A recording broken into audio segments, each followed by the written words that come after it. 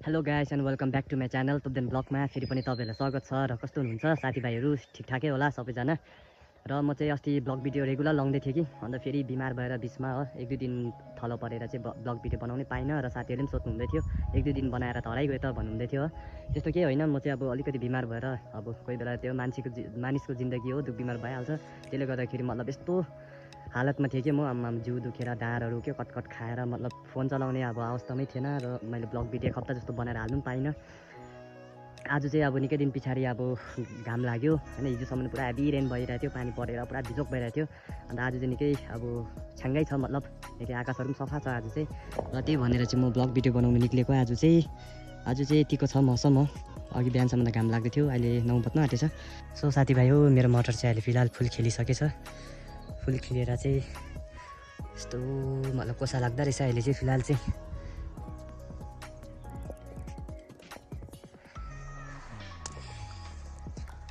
अहिले चाहिँ भर्खर कोसा डाढिनु आँटेको रहेछ। यो अझै टाइम लाग्छ, मतलब अझै 1 महिनाहरू जस्तो लाग्ने रहेछ, नभए 3 हप्ता 1 महिना समथिङ त्यति लाग्ने रहेछ। यतिको हुँदो रहेछ भर्खर।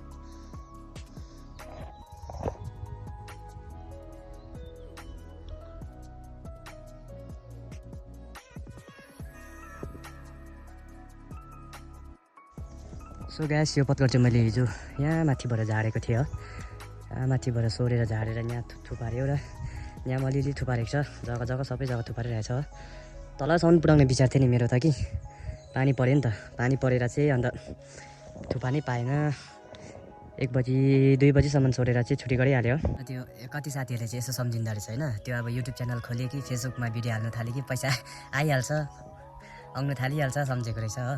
त्यो फेसबुकमा युट्युबमा पनि कसैले त्यो के भिडियो हाल्ने बित्तिकै ला तलाई भनेर त्यो राखिदिएको हुँदैन हो। त्यो पैसा चाहिँ मतलब भालुको कानमा भएको जस्तो नै हो हो। त्यसको लागि चाहिँ पुरै मिहिनेत गर्नुपर्छ हो। नसुतेर कता हौ,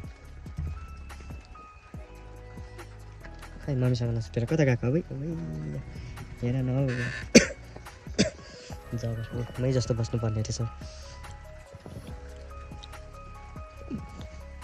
सुताएको थियो, सुतेन यो केटा त पुक्का गर्ने मान्छे त यता भिडियोमा फ्लाइङ किस गरिदिनु छिटो, कहाँ गरिदिनु छिटो बदमास।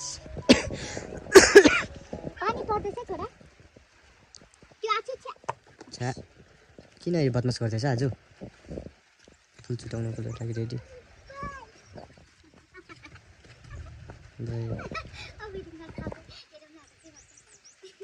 लडाइ पठाउँछ नानी, त्यसो गर्नु हुँदैन है, बिमार हुँदैन कि ओए चङ्खो जाने भाइ।